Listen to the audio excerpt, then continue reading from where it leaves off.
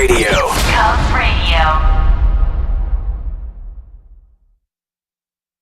Welcome to Herschy and the Keegs Show, starring pitcher Mark Hirschman and his personal catcher, Mike Keegan. Every Tuesday night at 9 p.m. live from the Governor's Comedy Club radio studio. Thanks so much for listening. A show about nothing. Two morons are talking. They both are really funny. They just go with the flow. It's the Hershey and Keegs Show.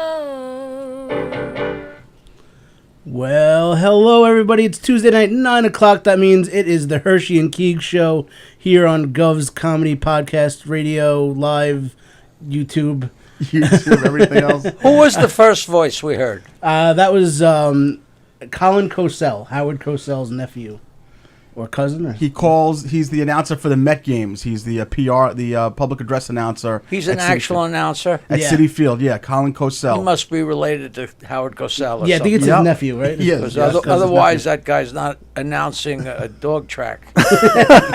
And what was the little jingle? Was that you guys singing? Or that was a 16-year-old friend of my daughter's. So let's go easy on her. Okay. No, that was good, right? Our friend Megan. Well, if she was singing for shit, she wouldn't get a smell. He doesn't mean that. No, I'd like to see a picture of her. Okay, Sally. That's right. Your engineer has not returned a text to me in 2 years. Sally.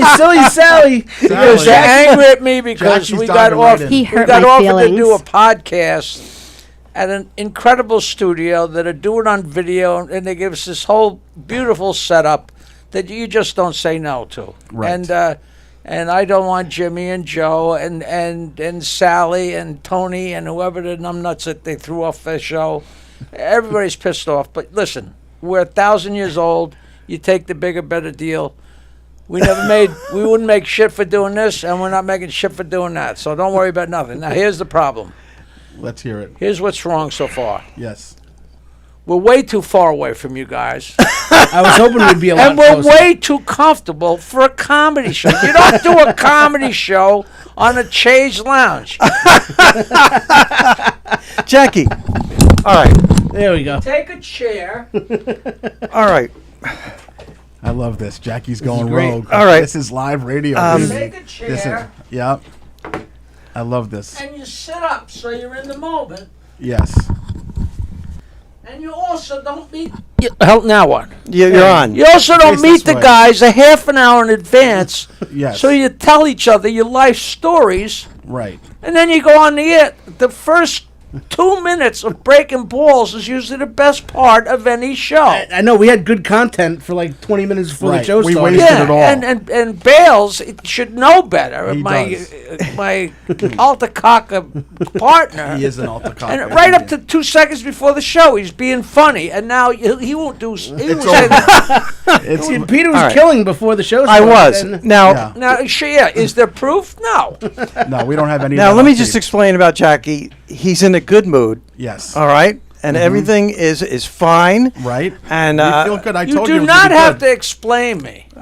Somebody does. No, people Well, know me. Peter, you didn't think he. I'm you not were gonna cranky, be here. and I'm not mean. I'm not weird. I just tell the truth, which is, look how much better. Look, It we're feels eye to better. eye. I agree. I'm sitting up. I don't want to nod out in a No, chair. and you were going to. You look like you were going to. You so know, there's this a is comedy right. club. Yeah. Or there was for 5 minutes up in Rhode Island, the Twin Falls or whatever.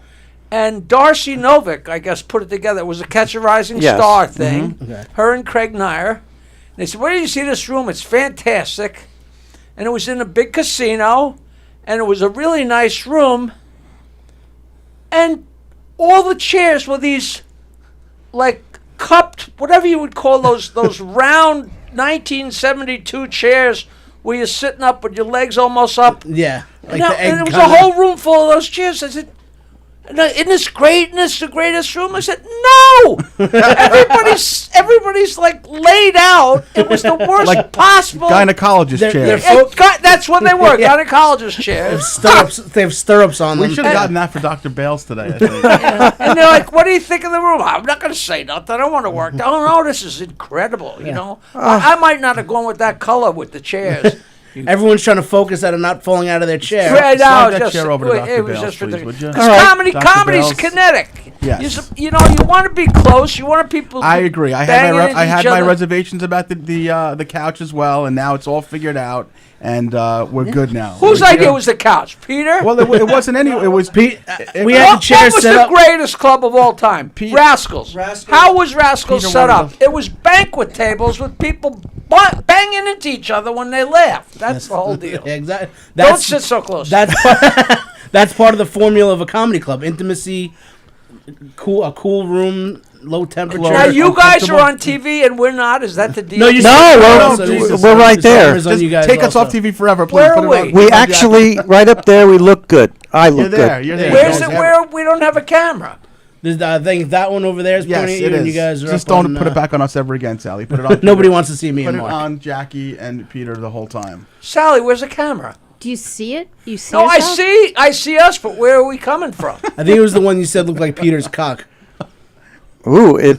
But it's pointed that way. No language restrictions tonight. It's pointed No. that way. This one. There's multiple cameras. You're good. We see you. You're here. Thank you for showing up, Dr. Peter Bales, Jackie the Joke Man, Martling. Now, this is your first show ever here? I know we've been here. This You was, told me this was their first show. No, You not know. that they have a new podcast, Yeah, but they've been we doing are it new. for a while. we've been doing it for a little bit. We're A little bit. we're- Three So you've been full, sitting in your garage and 3 all of a full sudden they months. let you use the microphone? essentially.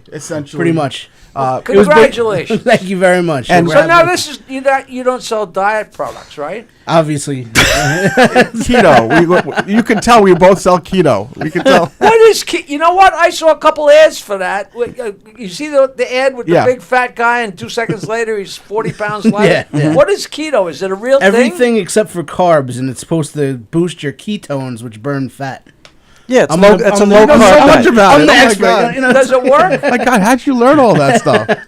Yeah. How could you know that and look like this? I know right. everything. I know everything about it. Easy. Wow. I did want to say before we got rolling here that one of the first calls that I made when Mike and I started to do this podcast was to Dr. Peter Bales, who's one of my mentors in stand up. I've been doing stand up for quite a few years. Peter Bales. I know. Yes. And I will It's tell you hard enough to this. swallow, Professor. I know.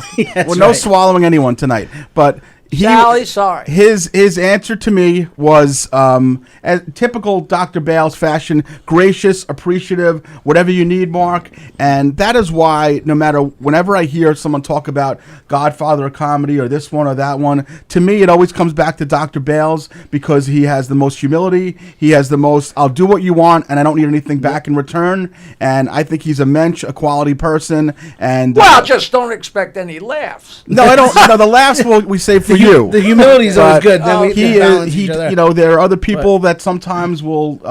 What's in it for me? Dr. Bales is not that kind of guy. We were very excited. Yeah, about but you're this. calling me doctor because you think I can write prescriptions, and I can't. Well, you have before though for me. So That was informal, off the books. yeah. so we are excited to hear you. But- We want to hear a little bit about stand up memories with you guys. It's going great. We've watched some episodes. That is so I nice. love it. That's great. Jackie had some great stories. I think about, we should start a GoFundMe to try and get each of you guys a neck. All right. Hold on, I have a neck. I have one somewhere. This guy. Hold on. Underneath this body is a tremendous athlete. Hold You on. know, I just almost told a family story and I can't because it would get back and it was a great one. Tell it. No, because It's not gonna get back. Because the members of my family do listen to the stuff I do, and it'll be so obvious who it is. But I'll tell you later. Just my sweatshirt doesn't show It my neck. was. I'm not self-conscious. Mark's gonna be No, 'cause I have a self-conscious for neck. months I do have now. a neck. About what? So I want to know. First of all, you guys are referring to this new show as a vodcast. Is that what it's called? A vodcast? I understand. Whoever said that? I never did. The one of the 20-somethings that do the production. That's what your We don't- website refers to it as a vodcast. How'd that come about? It's very bizarro type Yeah, of name. especially since I would have said no. Yeah, exactly. Podcast, that means people our age will look at that and say, I guess I don't have the equipment to watch that show. I know exactly what you mean. I think it's a video and audio. Yeah. You have your options. Is that a common term, Sally? Vodcast? It's becoming a common This is term, actually sure. the first time I've heard vodcast. Are we I doing a don't- vodcast? You guys are doing a podcast. This is a podcast. And I Right. just didn't know it. This yeah. is the last week of our podcast this week. Are you having fun with it? Tell me, are you having fun with it, Jackie? We With are. this show? No. not piece this of one. We shit. didn't expect. No. This one we didn't expect. No.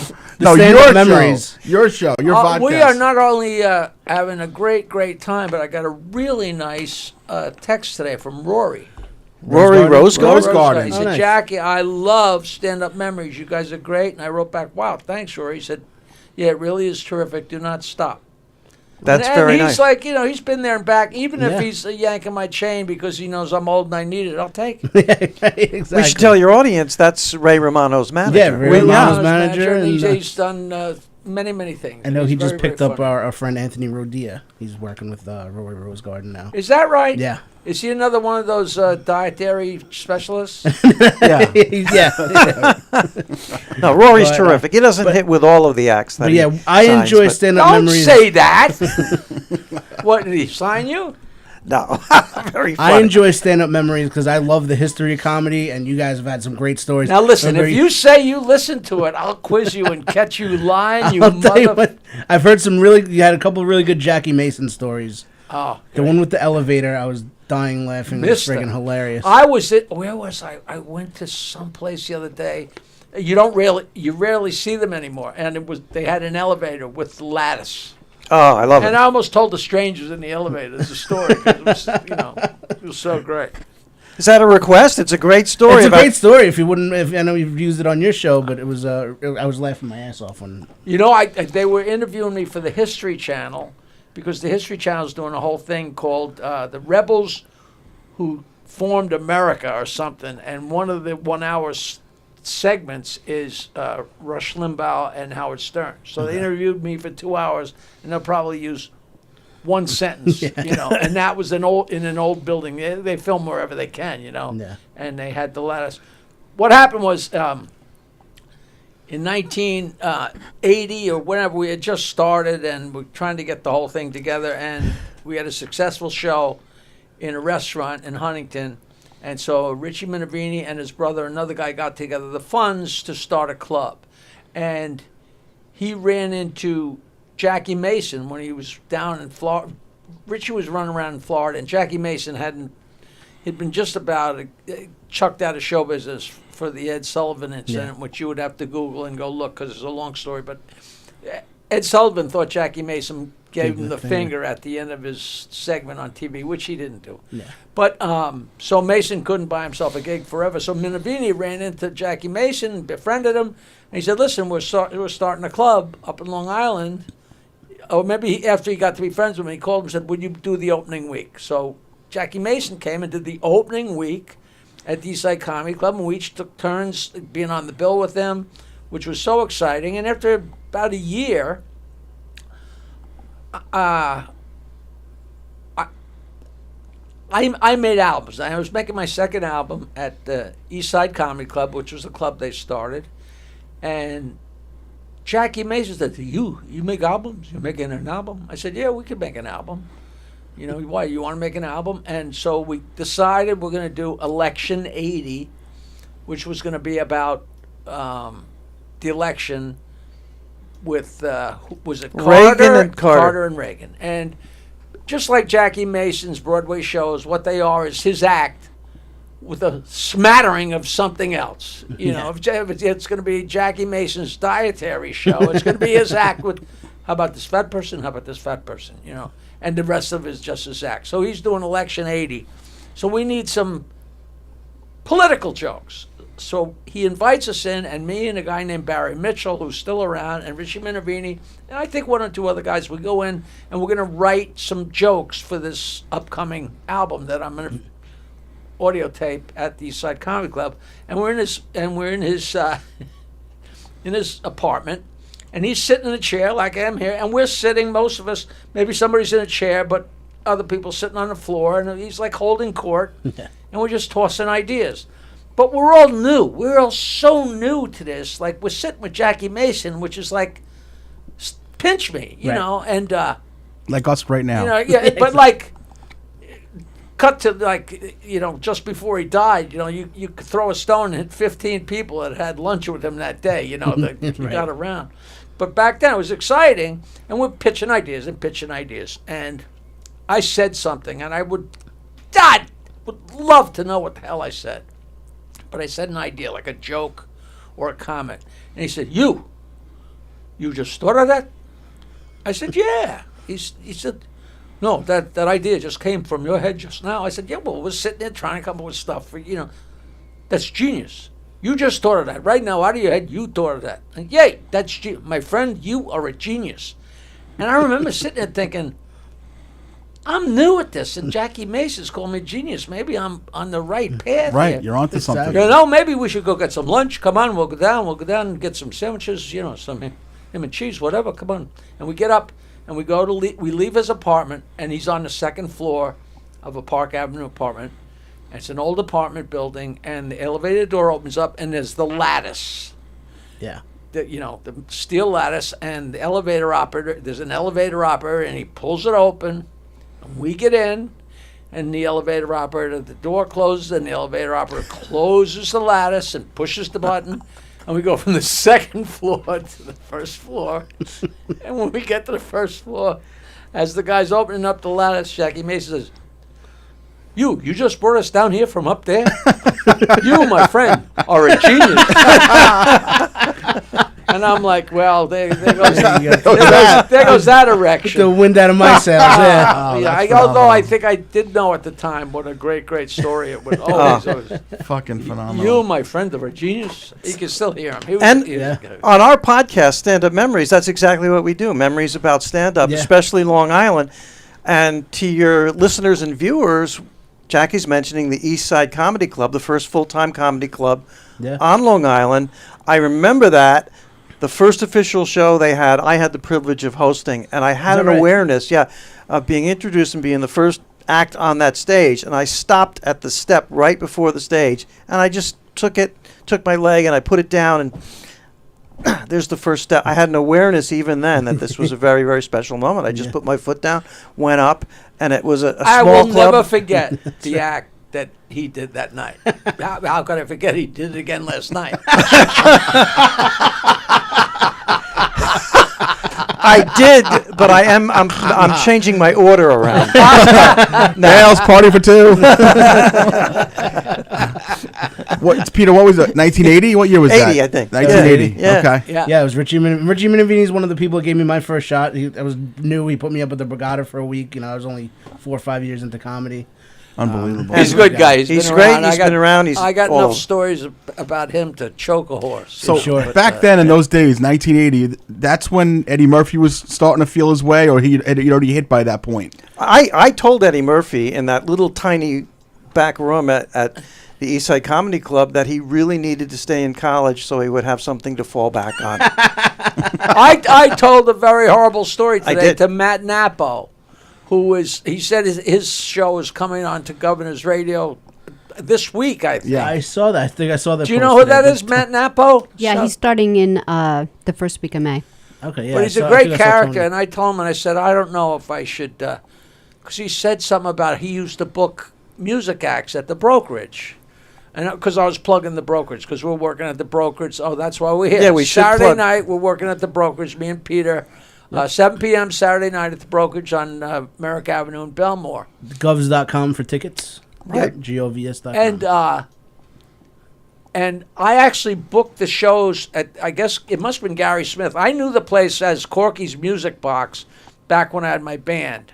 And then it became kind of more of a weird type thing. And I was doing a transition, trying to do comedy. And at some point he called me and said, I want to do comedy here. So I was booking like 3 comics Friday, 3 comics Saturday at brokerage. for a month, for 2 months, for however long, Nancy was already working with me. She wasn't even my girlfriend yet. Wow. Because that was when it was one of the nights that we had a show there that we first fooled around. And Tell us more about and that. after a certain amount of time at the brokerage, we went and started Governors. And I started booking the acts at Governors. At some point, Gary Smith said, I don't think I want you to book the acts here anymore because you're booking the better acts at Governors. And I was like, yeah, it's a better place. But one night, and this is horrible, but if Eddie and me hadn't laughed at it so hard together, I don't care if I get in trouble. You know this story. So somebody dropped out of a Friday night show. So I was stuck for 2 shows on a Friday night. I got nobody. And there weren't 10,000 comics anymore in those days. And I knew Eddie Murphy lived down the street. This is Belmore, and he lives down the street in Roosevelt.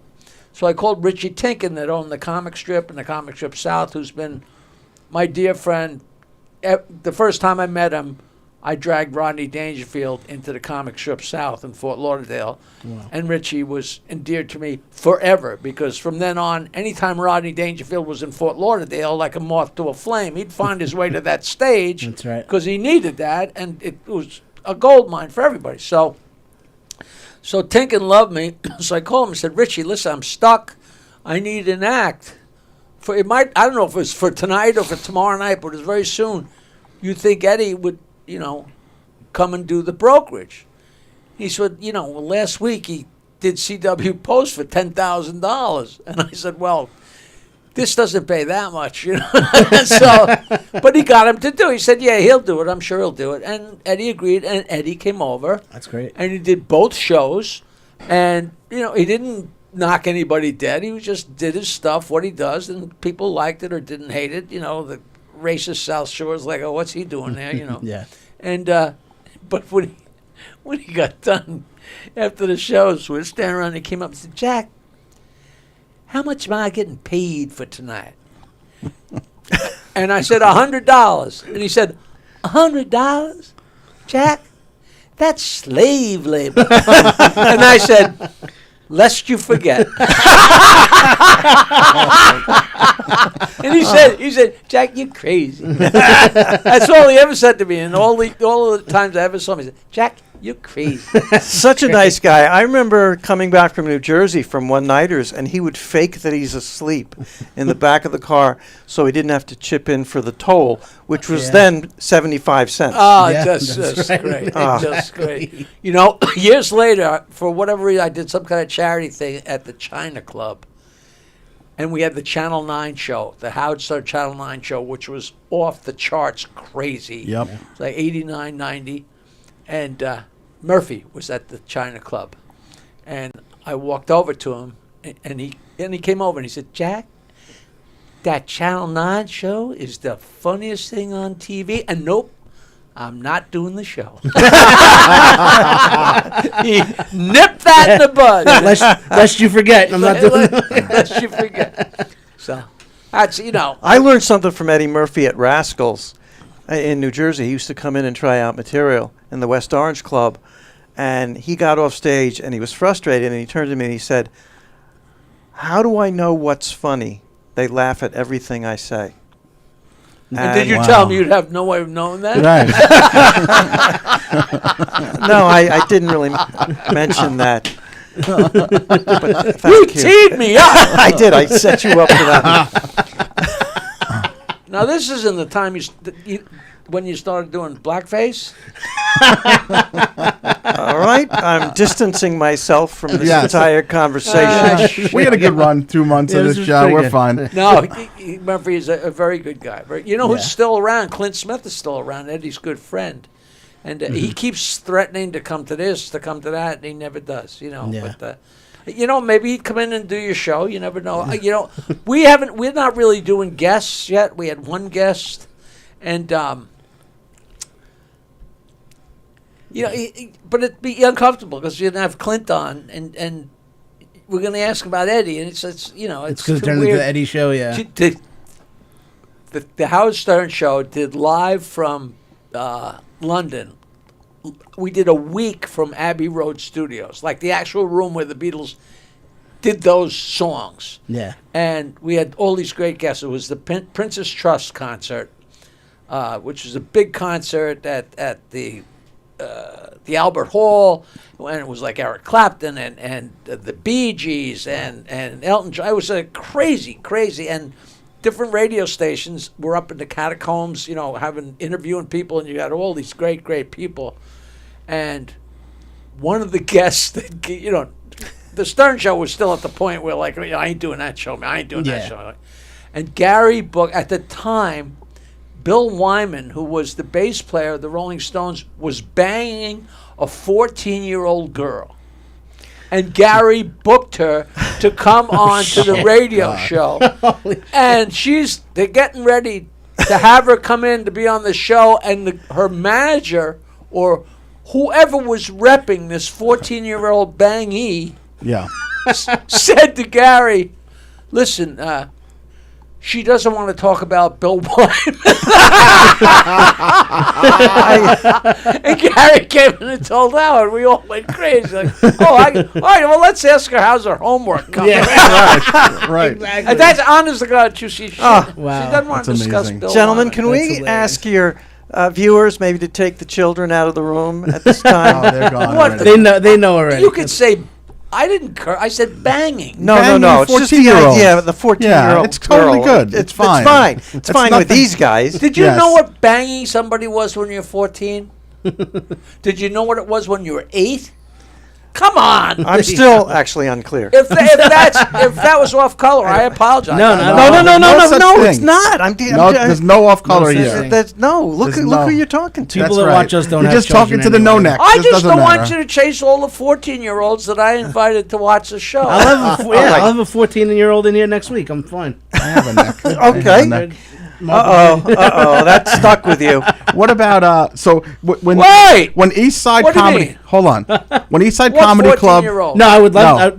There's no one specific. I would like to. Though. I got He's you. advertising. Oh, okay. When East Side started, was Chuckles already open? No, already? East Side was first. And then Chuckles And came after Chuckles that. came after that. Richie's brother wound up getting bounced out of East Side because he was such an asshole, Okay. and he started Chuckles. So what was the dynamic between the clubs? Was there friction if you worked in one versus one or the other? Not I really. don't think there was because there was so little places to work, and it was like. Right? I'll tell you, back in those days, you had Governors, Chuckles, and East Side. And comedy was white hot, and people would go from club to club and really didn't even care who the acts were. They just trusted the club to have a great show There that was night. no, if you work here, you can't work And They there was didn't no do that. there was no opening act, middle act, closing act. I'll tell you that developed as I was doing Governors because I did the road much less as I ran Governors for a couple of years. Then when you went back out on the road, they had established that whole thing where. Because in the early days, there'd be like 3 guys on a show and say, well, why don't you MC and I'll close, and kind of left to the comics. And I always closed because I was loud and dirty. That had nothing to do with who's funnier or better. I just louder or dirty. So by default, I'd go last. But what happened was that they would send 3 comics from New York to Humptown, Pennsylvania to do the show. And one of them would be the MC. And at some point, it dawned on every place in the world that, hey, let's put the comics on the radio to promote the show. Yeah. And then somebody got the bright idea, why don't we let Harry the DJ MC the show on Thursday night or whatever, and that way they're going to save the price. And I think they actually cut it down to 2 comics or just made it less of a job or whatever. But it was, and that's when it became, this is specific MC and specific middle and specific headliner, because it hadn't been when I started And working we all on it. know how great radio DJs or are MC, doing but that's what I was comedy. going to say. That Right. the quality of the show is dependent on the MC, and I know it's not seen that way anymore. I was actually in Humptown, Pennsylvania this past weekend. I was talking to Scott Bruce, who was hosting our shows. Yes. And he was telling me. Scott Bruce from like 40 years ago? Scott Bruce he is was great. emceeing my shows this past weekend. And he was saying, in his day, the MC was the most important part of the show, and now they're putting up the guys that have been doing comedy for 2 months. All right, you MC the show. We'll get you out of the way. It's a lost art. It's the equivalent of playing football as a kid and say you go long. Exactly. But what was crazy is the disc jockeys wound up being the biggest fans of the comedians. Yeah. Because their whole lives or their whole career, everybody that they run into is somebody they can help. A car dealer or whatever. So everybody kisses their ass, does everything they can. Everything they say is funny. They're so entertaining because they can mention their name on the air and it's blah, blah, blah. Plus, they have to be so clean. Yeah. So they can't wait to get up on stage and be so funny and say the word fuck. Exactly. They can't wait. And these guys, I watched it so many times. They go up on stage, they'd curse like crazy, and all of a sudden they'd stop cursing long enough to realize nobody's laughing. Bombville. That's right. And you know how it gets very lonely up there, very, very quick, Yeah, and they Mike develop knows. such a I do respect. know, yeah.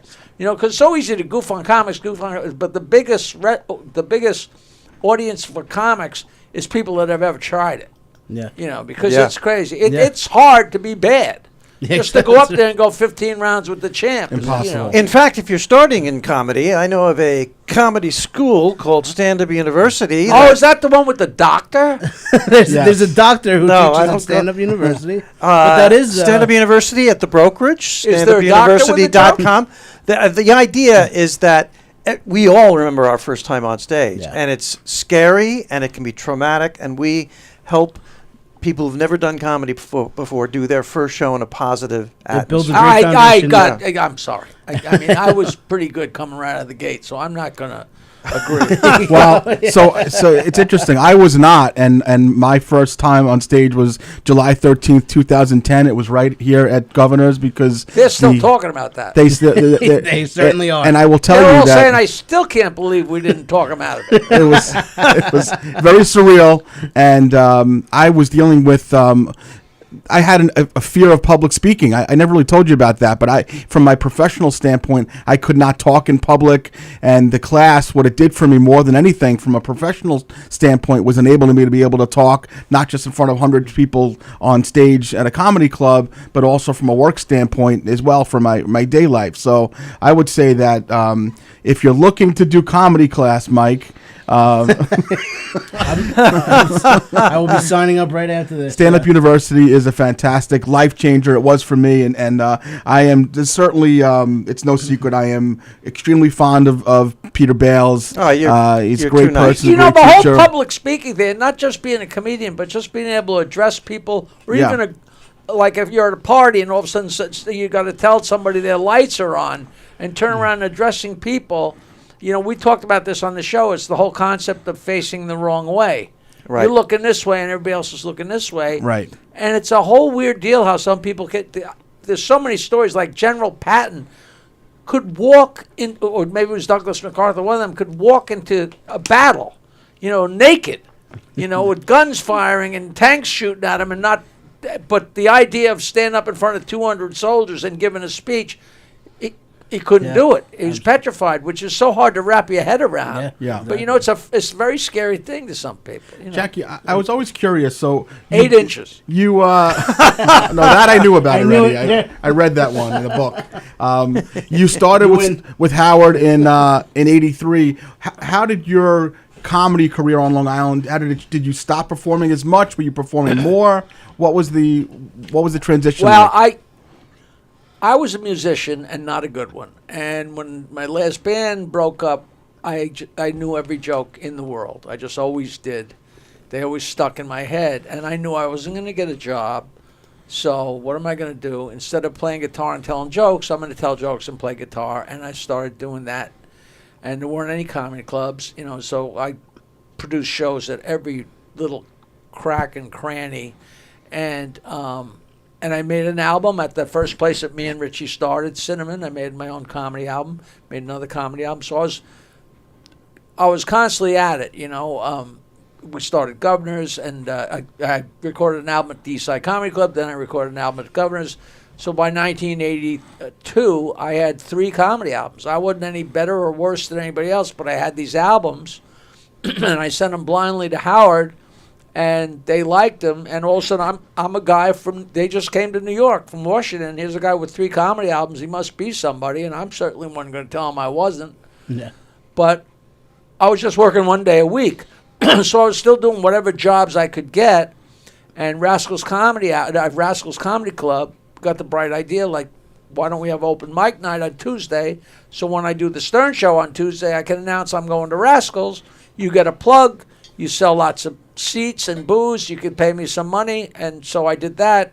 And that's the first time I got any money indirectly from the Stern Show. But I'm still doing my jobs, and I wouldn't be on the show if I was on the road. I mean, I called into the Stern Show one time from jail. You know what I mean? It's like, it was pretty crazy. And then eventually... Well, tell them why you were in jail. It was a 14-year-old girl. It wasn't a 14-year-old girl. But it was drinking with girls that might have been 14-year-old. The waitresses at Virginia Beach, you put lipstick on anybody. Right. That's right. But and then eventually he got fired from NBC and rehired at K-Rock, and I was still there 1 day a week. So the whole time I was doing it was horrible. I mean, going, if you got to have half a brain, you're in Nashville, Tennessee, and you're sitting around all day, so you can do 45 minutes that night. I got too much angst, too much too much I want to do, and I was freaking out. And at some point, when the show went to mornings, I was on 2 days a week, and I said to my future ex-wife, literally, I said, I can't stand the road. It's horrible, And she said, so just quit and it'll fill in. So I said, all right. And I'll never forget, because I was working at Zany's in Nashville, and I was in this incredible mood. And everybody's like, what's up with you? I said, I'm done. This is my last week out here in Nomad. Not meaning their club, but meaning anywhere. Yeah, just in general, yeah. And I just told Howard, hey, I'm done with the road, so I'm totally available. And boom, I was on 5 days a week. I went from 2 to 3 to 4 to 5, but very, very quick. But then the money, you don't stop, because I could sell out Rascal. Thursday nights, they're dark. I could be there on Thursday night, and he could have 400 people and make a fortune. I could make a fortune. And so I kept doing it and still doing weekends, because nobody knew it was going to be a Howard Stern Show could have stopped at any time. Right, you didn't know it was going to last for 30, 40 years. No idea. And the point is, if I had to have a way to make a living, so I kept doing my comedy. I loved it. And, of course, as the show got bigger, my money got bigger. And it was like, it was a whole thing that it was like step by step, because who knew? But so the Stern show hit, and you were selling clubs out, and it wasn't it happened pretty quickly. It wasn't a slow process. No. It was not fast, because from 83 to 86, and I'm making and slowly but surely a few more people knew who I was from that show. I was only there 1 day a week, and he wasn't he became big fairly quick, but the whole world didn't listen to the radio. It took time for the whole thing to kind of take hold and affect your money. It's funny, Big Pussy from The Sopranos, he owned a club in Riverdale, and every time he called me to work there, like he called me and said, Jackie, you want to come work for me? I'll pay you $75. I'm sorry, I'm making $100 now. And he called me, Jackie, you want to come work for me? I can give you $150. No, I'm making $300 now. It was funny. I never wanted to work. We laughed about it for a long time. Yeah. But it was funny how and Nancy was the one. All of a sudden she'd quote stupid, not what seemed to me stupid money. I'm used to making $500. She'll say, $1,200. I'm like, what are you doing? Yeah. They said, yeah, you know what I mean? But that was your worth. Yeah. And she knew your worth. Yeah, you don't get paid what you're worth. You get paid what you negotiate. Yeah, that's all this thing. See, I'm not on that level. I still ask, do the comedians get food? Exactly. Yeah, and you're also the only one that ever hears no. 50% off, or you can have anything but the steak. That's Mr. Benet. Peter, Jackie just brought something up about the road, and it was something I've always wanted to ask you, and I never really had. you at some point made a decision that you were not going to pick up and become a road comic per se. Well, you do road gigs, but you do not go away for weeks at a time. At what point was it that you decided that you were going to be a Long Island, New York-based comic who does some local road gigs, but not going to be out for weeks upon end? The truth is, when my wife got pregnant and I wanted to be there for my kids growing up. And he wanted to catch that guy. And I wanted to find out who was the father. Exactly. But you made a conscious decision. Yes. Yes. And I'm glad that, that I went to graduate school and got a doctorate and teach history and combine the two, which has been very, so very smart. good for me. Smart. It was... I would go out, but there was only a few times where I did like me and Rich Jenny went, I think, to 4 places in the South. And that might be the only time I did that. Maybe go to Zany's in Nashville and go to Zany's in wherever that other hellhole was. Random here, there. For the most part, I went somewhere and came home. Yeah. I went somewhere and came home because it was too weird to, It's the teacher in me. I want to talk to your viewers and tell them, if you don't know, Rich Jenny, the late Rich Jenny, was one of the most amazing comedians. He was one of brilliant. my You guys first have favorite comics. Yeah, of course. And I got a shout out. And this was so long ago. Literally, he was the middle act and I was the headliner. Yeah. Literally. That's how long ago it was. I got a shout out on Rogan's podcast, and he tried to remember my name. Peter Boyle? Yeah. Then he goes, no, Peter Bales. Yeah. And we did at Eastside. We were at Eastside, and Jenny was headlining, and we watched him do 2 shows Friday, 2 shows Saturday, an hour each night without repeating a single thing. Unbelievable. And Rogan had talked about that. And he remembered it. He remembered it. He mentioned on his podcast. It's such an amazing thing, and we certainly miss Rich Jenny. He was great. He was amazing. And we drove to the South and drove to Augusta, Georgia, and Atlanta, Georgia, and Columbia, and Savannah. Maybe it was more than 4, but doing the whole week there, and then doing the traveling in between, and we just made each other laugh, frightening. We had a bond forever after that, and we didn't hang out, but we hung out that month. But that is just that's foxhole time. That's like being in the war together. So. And he was a great character. What was funny, I don't know if we ever talked about this. It took him 3 or 4 tries for me and Minervini to pass him to work at Cinnamon. Really? He came and went up and didn't get any laughs. He said, "You gonna book me?" He said, "No, come back." Holy shit! But he wasn't even a little bit funny. I wonder if Richie would. The trouble with my stories is nobody ever remembers. I go, remember that? Do you guys, when he says Cinnamons, do you guys know what he's talking about? No. Okay, let's clarify for your viewers. That was the first one-nighter on Long Island. It's in Huntington, and it has changed names many times. It's right across from the pizza place. The corner of... Oh, they called it Strawberries a couple of years ago. Strawberries. Yeah. Corner of 25A and Route 110. Yeah, I know what it is. You guys know that. Fast Eddie's. Yeah, Strawberry. It was Fast Eddie's for a long time. Yeah, of course. All right, good. Yeah, we got it. We got to sum up. That's But what when we were there, the owner was Jerry Cooney's brother, Mike. Huh. And so Jerry Cooney used to come in and hit us in the balls. he had a thing about that. And Harry Chapin used to come in and really? watch the shows. And it was every Tuesday night, and it directly grew into the Eastside Comedy Club.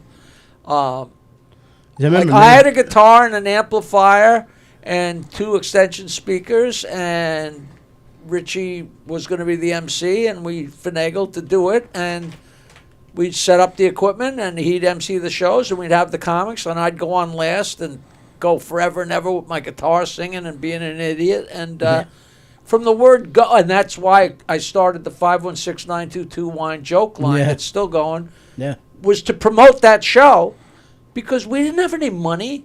We couldn't go take out an ad in Newsday or Good Times or something like that. So I said, let me get a phone number.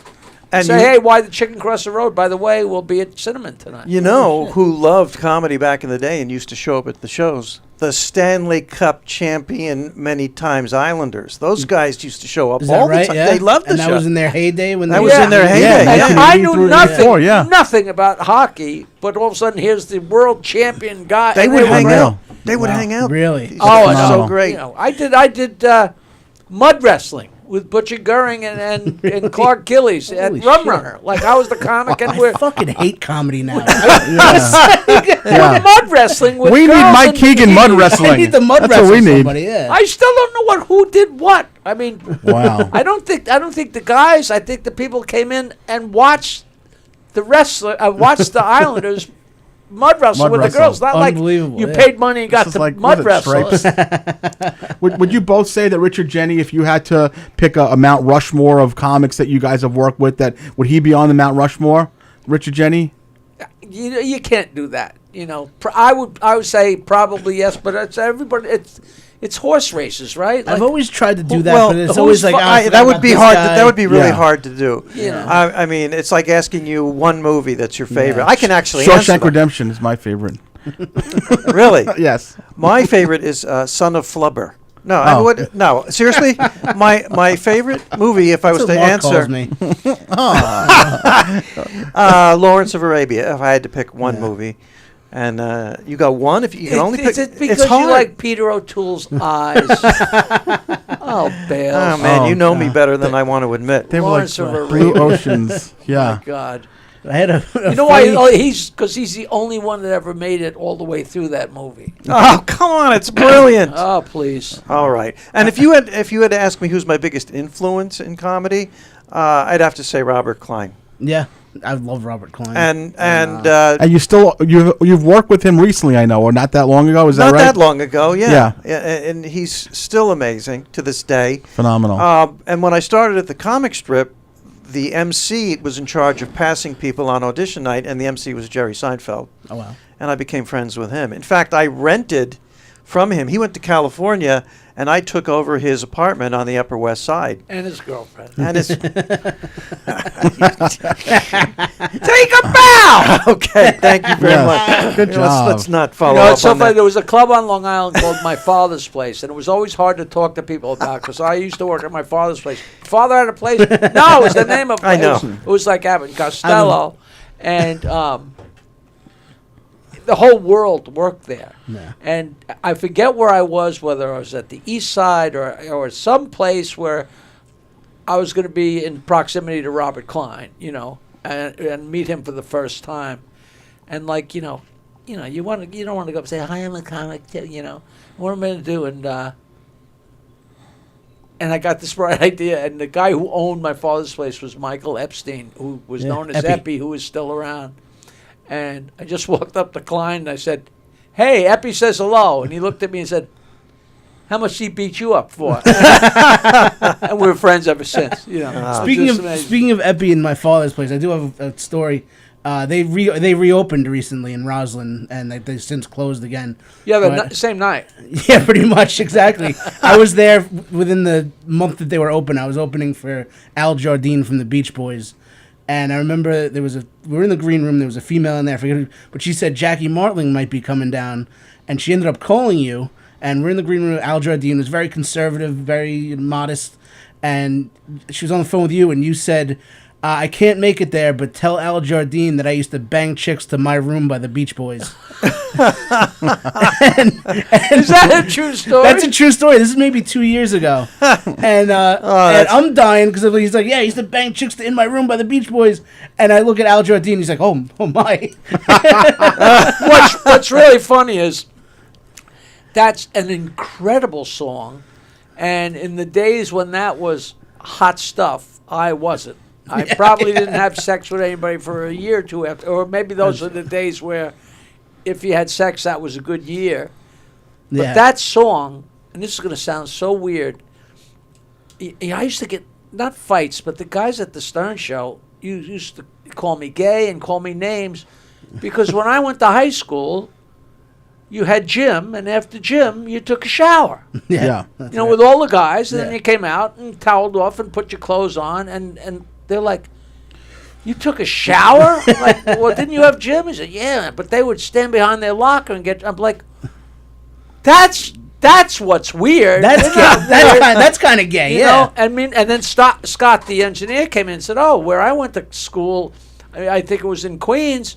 he said, we had swim class, and all the guys swam naked. And I thought Howard and Gary were going to have a heart attack. And then when we had gymnastic practice, and this is going to sound gay, after gymnastic practice, we would all go in the shower, and we used to sing. And the Anthony Grandinetti, the gymnastic coach, the greatest gentleman in the world, would actually come in because we'd practice for an hour, gymnastics on Tuesday night, and we'd be in the shower for an hour. And he wants to go home to his family, you guys, come on! And we'd be in there. We talked Mike Bates, the guy who taught me to play guitar. We talked him into bringing his guitar in the shower. We're like, don't worry, it won't hurt. I thought your story was after about 2 months, it looked like a bow and arrow. But we used to sing in my room in like 5-part harmony and sing and with your balls out, totally naked. And then it was like a room that kind of had half an opening, and somebody walk out or they'd come in late, and we'd stand behind the opening. When they walked through, we'd pee all over them. Wow! And we just and we'd laugh, and that we never gave it a second thought. No, and you could see just the anatomy of a joke, how you exaggerate and twist. Jackie, said he used to bang chicks to the song "In My Room," and how did he exaggerate? It was actually masturbation. You changed it. You changed that to banged chicks, right? And then just a slight twist. There's a really good chance I wasn't even in the shower into doing that yet, right? Because that's early in my room. That's early on. Because gymnastics I was in 9th grade. And what a great song. But is that a true story? That's a true story. It was a female. I think she said she had dated you at one point, and she said, "I'm going to try to get Jackie Marley." Was she a comic? I don't know if she was a comic. I forget her name. She might have been a prostitute. She worked at my father's place. She didn't work there. She was there. She knew Al Jardine. She followed him around, and she knew you very well. She said, and she actually had called you. Because she was 14. I would remember. I would remember being on the phone with somebody. Yeah. Who was there with Al Jardine, because I was a huge Beach Boys fan. Yeah, exactly. Yeah. I hope that's true. It's 100% true, I swear, and it's in my brain that I remember Jackie Morton said I love that when people remember everything except the girl. I have no idea. Which is the hinge. I'm there with Al Jardine and his son, and right. And but I remember she had said she might have dated you at some point. And I love that. Might have dated you. She dated you. I love to leave it. He doesn't have her number at this point. No, but I hate the thought of leaving that bad of a non-impression. I might have dated him. I don't know. Maybe I just gave him a ride home. Shut up. Oh boy. But I love how what goes around comes around in the comedy community on Long Island. Epi of my father's place was the influence, the inspiration for Bob Nelson's Epi Epperman character. Yeah? Oh, that's right. Direct influence that was created on that. Oh, wow. Isn't that something? How is Bob Nelson, by the way? I'm sorry, Doing Bales. fine. I'm sorry, Bales. There is another stop on that train. There is another stop on that train. Go. It's your show, actually. You tell him to go. It's not. Peter says to go. We say go. Big fat Bob Woods. Oh, boy. Was the one who imitated Epi all the time, because Epi actually managed Bob Woods for a while. And Woods would go on and on doing Epi. It was so funny. And then maybe, I don't think he took it from Woods, but like it was so obvious that it was such an obvious character. Because Epi was managing Woods and driving him crazy. Like, Bob, I think maybe if the jokes were a little tighter, if you put stuff a little tighter together, Bob. I should say to your listeners, Bob Woods passed in about 1990, and he could have been 1991. And he was the honeymooners. He did the quintessential Ralph Crandon on the honeymooners. He was huge, and his nickname was, and since he passed, you can use this. That's always Peter's shit. I know exactly what's going. I could feel how wrong you thought it was when I made fun of their size, and you waited 40 minutes to make a fat joke. I don't do that. I don't believe in that. But this was right there. See, you don't want to insult them. I want to make them laugh hard enough that they get a ripple going in their chins. Oh my God! Wait. Wait! What? His nickname was the round mound of sound, and That's phenomenal. he did terrific, funny impressions. Yeah. Phil Rizzuto. His opening, he used to list 12 names. You remember that? Oh, absolutely. Lord of the Ring Dings. yeah, that's right. Round Mound of Sound. I forget what they all were, but he was saying. Do you know the Phil Rizzuto story? No. We get. I think I wrote this down for our show, but whatever. When we first started, we were all idiots. We don't know anything.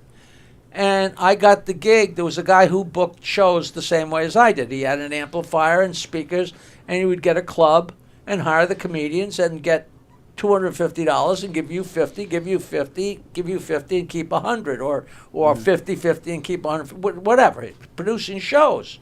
And he had more shows than he had amplifiers, so he handed me this place called Mustache Pete's, which is Haskell, New Jersey, and everybody worked there. I still have the thing, my booker's list, where you can see his handwriting segued into my handwriting. You see Seinfeld, Overton, Reiser, Murphy, there's like a blast from the past.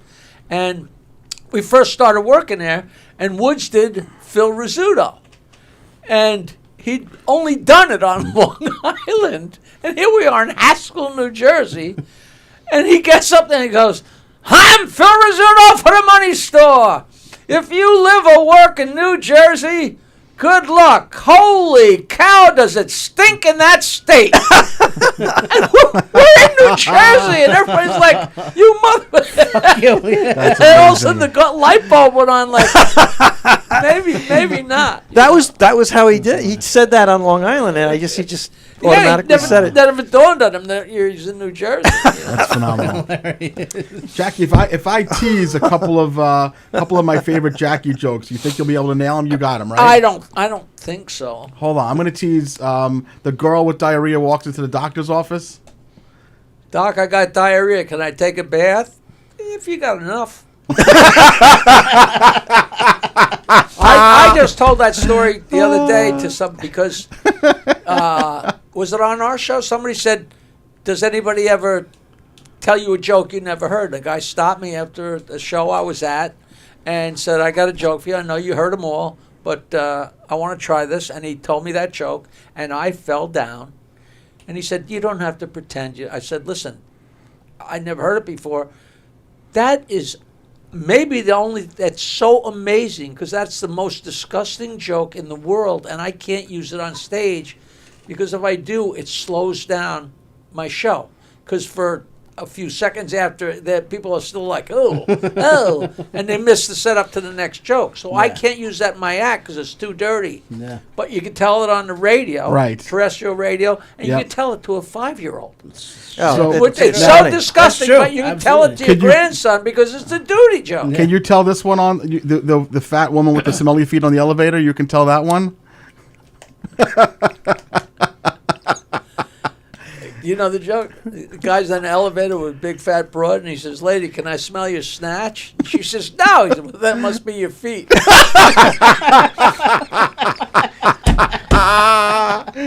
Guys, is it okay if I tee him up right now? Tee him up. All right. Tee him up. It's so weird. You can tell a girl she's pretty 1,000 times, and they don't remember. But at one time, you tell a girl she's fat. That's right. Exactly. That's and you know it. why? Because elephants never forget. All right. Now, Jackie the Joke Man, you can't stump him. Yeah. I had a joke book from 1890, and I took a joke out of that, and I got like 4 words out before he knew the joke. But he listens to jokes after his shows out of courtesy and respect. And you told me because you might just hear one that you haven't heard before. And it's one of my favorite jokes, period, the one that you told. And you did do it on our show, but we can do it here. One of my favorite just jokes. Just don't give it away. Yeah. I won't give it away. People say, do the joke about to get to the No, I'm not going to give it away. But this, he got this from an audience member who actually you hadn't heard it before. But which... The stuttering joke? Yeah, that's the one. It's so funny because I remember, because it becomes so few and far between where somebody tells me a joke I haven't heard before. it's like a little spot of gold, you know. And it's not due to brilliance or anything other than I'm an idiot and I've listened to people all night, every night, forever. You know, I probably could have been doing something with my life, but I was listening, and early on I realized, wow, I remember these. I always thought everybody remembered them, and they don't. Most people could care less about jokes. But I remember the ones, and I was at a showing of a documentary about maybe the mandolin player or the fiddler in The Grateful Dead. His daughter made a documentary, a great documentary. So this is at Sundance, and the place is jammed. You can't move. And the documentary was over, and we're trying to get out of there. And people, you know, just like sardines. And this guy was like right nose to nose with me. He goes, "Jackie, I got one for you, man." And he stood there nose to nose with me and told me the whole joke.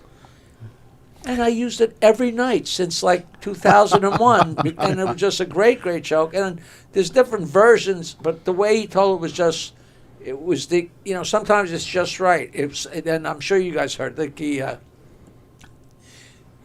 the girl's at the bar, and she's having a few drinks, relaxing, and there's three guys next to her, and they're all stuttering. They're yakking and they're stuttering. It's driving her crazy. She's trying to relax, and she says, "All right, if any of you guys could tell me where you from without stuttering, I'll give you a blowjob." She says, "Where you from?" And the guy goes, "Philadelphia." She says, "You're a loser. Where you from?" And the other guy goes, "Tampa." She says, "You're a loser." And the next guy, "Where you from?" He goes, "Miami."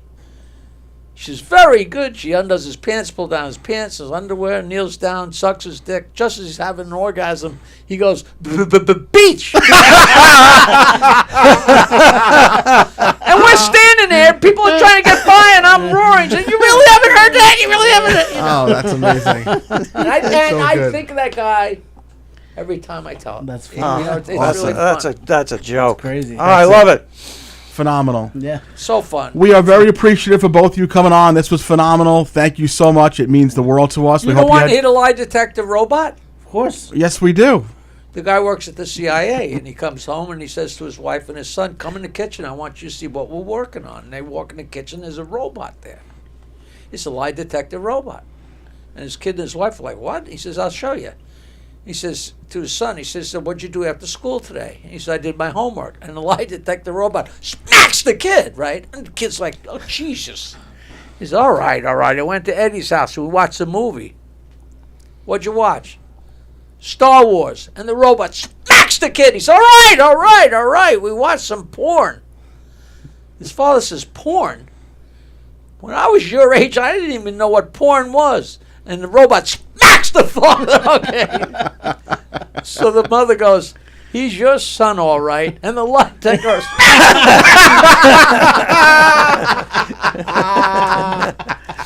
Very nice. You guys have a terrific show. I love it. Thanks for you having very us much. on. Aren't you glad we sat up? Yes, I am. Thank It you makes for that. me a we lot get- more That was comfortable, great. too, but- It was terrific. Yeah, and Yes. you guys have a terrific show, Stand Up Memories. You guys have Thank a great you. dynamic together on the show. StandUpMemories.com, right? That's how people get to it. StandUpMemories.com and my comedy school, StandUpUniversity.com. Yep. in And Belmont, New York. and you guys, this is such a this is fun. I'm you guys not are done great. plugging. Great I time. tweet jokes every day at 4:20 at Jackie Martling.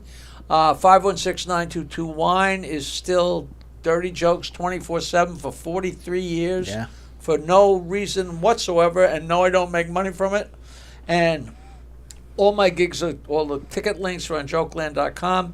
And like I said, TikTok, I just waited so long, and because it's like 16-year-old girls in bikinis. Like I finally said, what the hell? Not I put anymore. jokes on Yeah. there. And people are going to, and it's TikTok.com/@Jackie Martling. I think if you go to TikTok and just put my name, it probably comes up. Why the ad is in there, I don't know. But to go to it directly, TikTok.com/@Jackie Martling. And every joke I ever put up They're all there, so you can sit there and listen to 200 that's great. jokes, and I'll never make another Last nickel. thing I want to plug. I'm selling a pamphlet about sexually transmitted diseases. For 14-year-olds.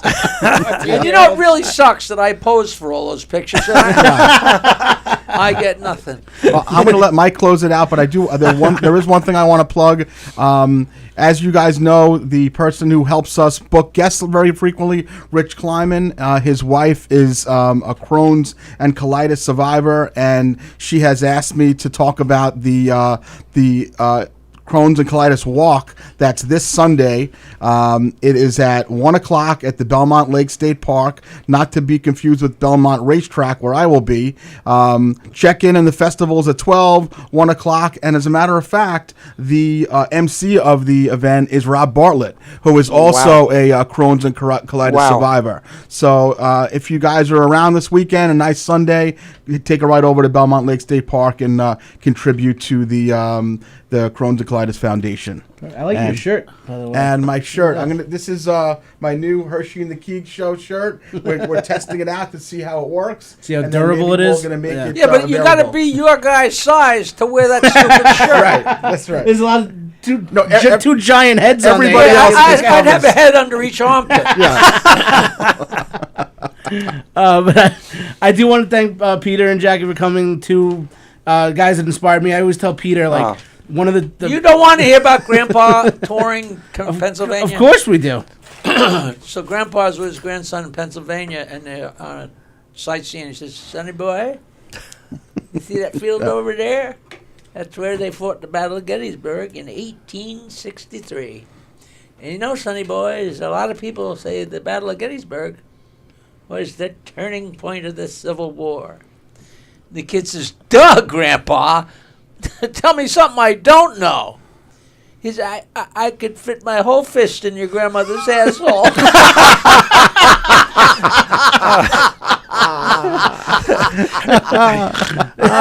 Awesome. Oh, tell the kids to get out of the room. I know. Get out of the room. It's a little late for that. Anybody 15 and under. And more jokes like that on Saturday night at the Brokerage in Belmore 8 p.m. show. My first albums that I put out 3 comedy albums, 79, 80, and 81, and each of them had a disclaimer in a box on the bottom and said, "Children under 16 years of age should not listen to this album if they were raised in a closet." Exactly. You know, I knew all these jokes by the time I was 11. Yeah, so I remember I was take a 8 chill years pill. old. I had an Andrew Dice Clay cassette that I used to have to hide from my parents. I was listening to all that shit when I was 8. Come on. Exactly. Sticks and Stones, right? That's right. Yeah, so Peter and Jackie, you can see them both Saturday night at the Brokerage in Belmore. Tickets on sale at govs.com. I wanted to say they're both inspirations of mine. Peter, when I first started comedy, before I started comedy, my parents went to go see you. They bought one of your books, where all the great battles fought in How come they always had the battles in National Park? Exactly. Yeah. And Oh, I was wow. a history major at that time. And I'm like, oh, history, comedy. That's when I started getting into comedy. And then Jackie was the first household name that I ever opened up for, like 10 years ago. So you probably don't remember. Where was that? It was for Brad Axelrod somewhere in Connecticut. Treehouse. He retired. Treehouse. Yeah, he did just retire Brad last retired. year. But it was like 10 years ago. I did Oh, the that Treehouse cheap comedy. son of a bitch. I never let up on that. That's Sure.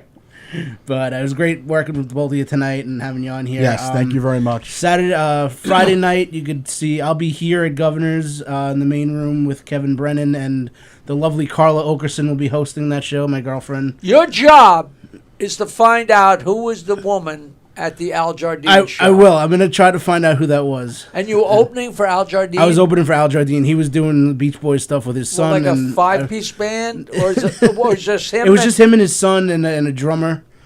Did And, they play tapes or did they actually sing? They sang, and they were great. His son did all the falsetto parts, and he was great, and it was a lot of fun. So I did like 20 minutes before them, and then they just did like an hour and a half of Beach Boys songs. How well do you know about the Beach Boys?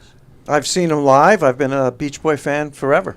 The only Beach Boy who could swim was Dennis, and he drowned in 2 feet Is of that, water. is that true? That's an absolute truth. Wow, really? No shit. Forget about surfing. He was the only one who could swim, and he drowned in 2 feet of water. Wow. On that nice note, let's wrap Wow. the show up. Let's wrap it up. Yep. So Wrap it up. Jackie and Peter Tiger, Saturday shut night you at the down. brokerage. Mike Keegan's Friday night here at Governor's, and also I'm recording my special August 26th here at Governor's. Tickets are on sale for that at govs.com also. So thank you guys for Next listening. time we're going to bring donuts. Please, we have them. They're under the desk. But Okay. Thanks for listening, everybody. thank you guys for listening. We'll see you next week with. I want to shout out to Joe. Shout out to Tony. You still talk to Tony? Yeah, every day when she wakes up. Really? What's he say? Hi, Tony. Hi, Joe. Hi, Jimmy. All right, folks. Thank Have a you good so night. much, Thank you guys. very We'll much see for you next listening. week. Next week we're here with Anthony Stabile. Take care. Bye now. There we go.